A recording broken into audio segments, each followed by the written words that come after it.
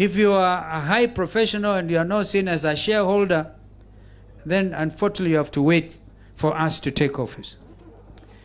But before that happens, we must fight for your space. Fight for your space. And that we will do. We'll assist. So you heard me mention about career foreign service officers. A lot of them are depressed because somebody had to satisfy their cronies. It's very attractive to be appointed ambassador to the Netherlands, the seat of very important institutions like ICC and also CMD, yeah, very important. So you go there, you're paid foreign service allowance, your children go to school anywhere. So people get, I wouldn't say bribed, they are given tokenism. And that is terrible.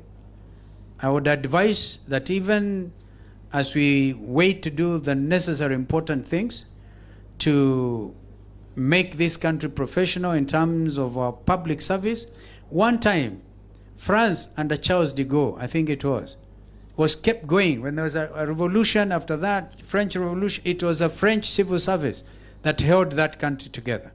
So if you make it a seat for demagoguery, I mean for people who are not professional, people who are, unapigiwa simu unaambia patia huyo contract.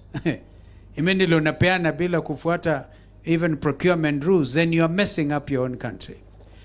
Where do we stand diplomatically as a country? You know, there are basic guiding principles in diplomacy. Kenya is a founding member, for example, of the non-aligned movement. These people, I'm quite sure, have no idea. They've never heard of the Bandung Conference of 1945. Bandung is a city, an important city in Indonesia, where the non-aligned movement was born. And under its terms, we really look at it and look at the global south and the global north. The worst that can happen to diplomacy, it will be seen to be somebody's puppet in diplomacy. That is the worst that can happen. Because you have to stand together as a team. What does the African Union stand for? That's why a candidate of Raila Odinga will bring in those memories of Pan-Africanism, of Africans being, remember, Mwalimu Nyerere actually accepted. He said he made a mistake because Nkrumah had wanted African Union immediately. Remember the famous President Nkrumah, the father of Pan-Africanism, along with others, that time, Abdel Nasser in Egypt, Mzee Kenyatta and others came on board, Nyerere. Had we realized African Union that time, we'll be talking of United States of Africa. But a gentleman, again, Barack Obama, admitted they made a mistake in Libya. The just killing of brother leader who had this vision about can have a standing army in Africa and monetary union. He had done such a big thing in Libya. Today, Libya is a mess because of interference.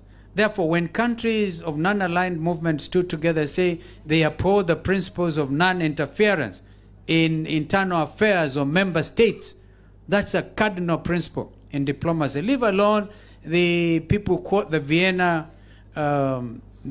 Conference and what guides diplomatic conduct.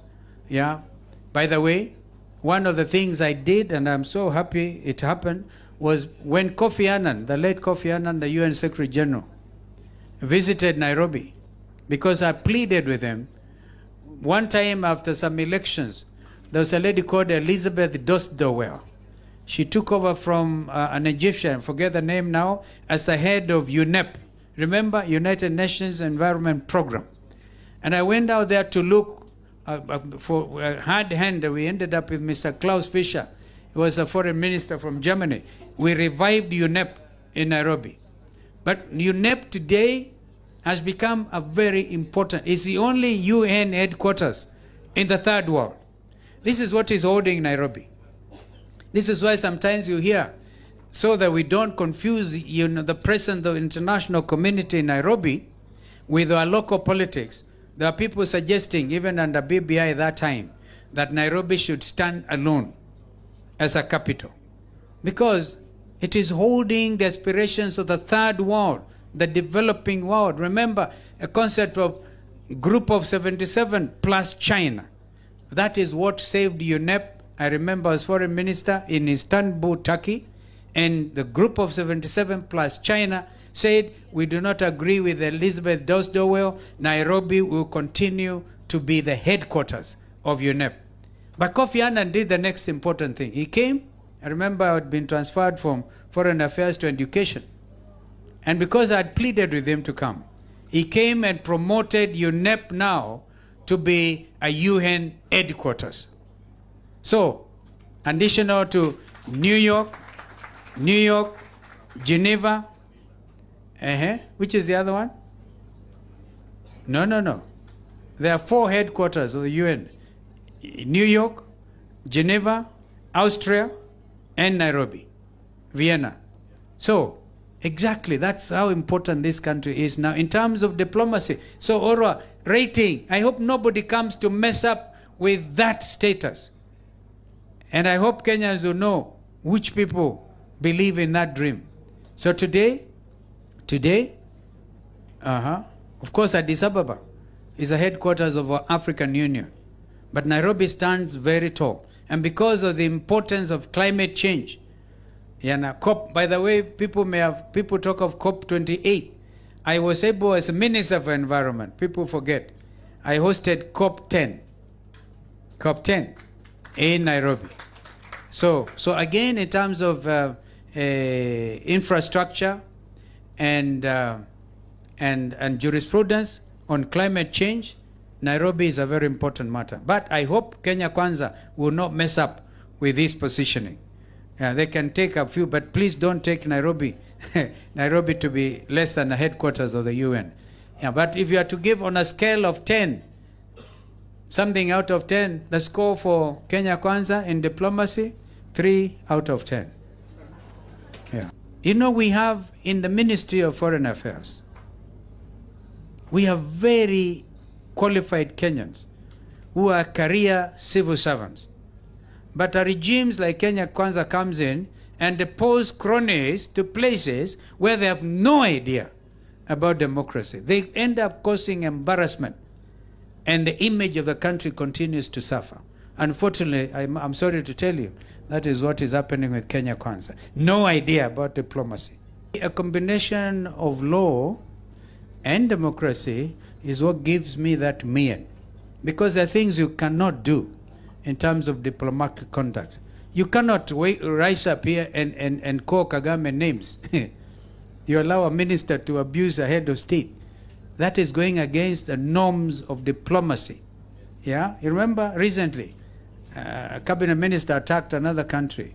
You know, you must understand that nations coexist.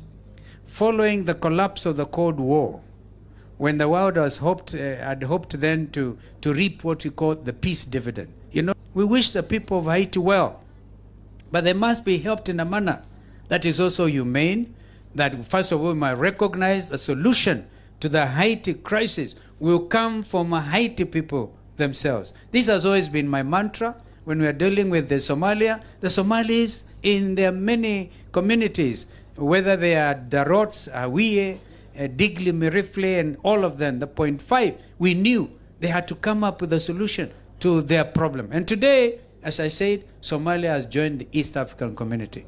So if you think you can go and impose order in Haiti, we can only be deluding ourselves. Where others have dared, we think we can send our young people there. We remain opposed on principle.